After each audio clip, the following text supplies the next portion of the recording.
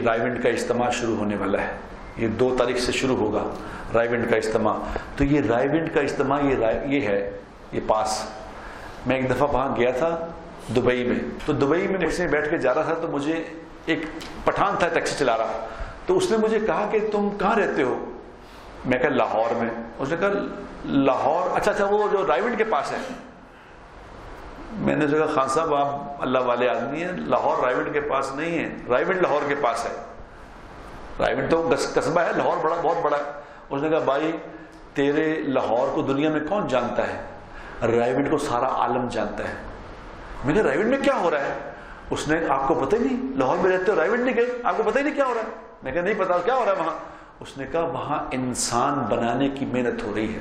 یہ جو میں نے ابھی عرض کیا نا، یہ والے انسان وہاں بنائے جا رہے ہیں، لوگوں کے اندر یہ صفات پیدا کرنے کی محنت کی جا رہی ہے، کیونکہ حضور اکرم صلی اللہ علیہ وسلم آخری نبی ہیں، کسی نبی نے نہیں آنا۔ تو میں پہلی دفعہ یہ بات سنی، اس کی بات پہلی دفعہ سنی، تو میرے دل میں یہ آیا کہ یار یہ رائیونڈ میں جانا چاہیے۔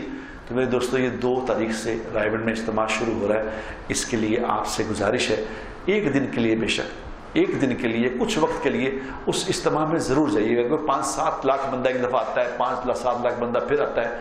پہلے بندے اتنے آنے لگے تھے کہ ہمیں وہ 4 حصوں میں تقسیم کرنا پڑا اجتماع، 25-25 لاکھ لوگوں کو بائفرکیٹ کیا ہے، اب 4 اجتماع کرتے ہیں ایک کی بجائے۔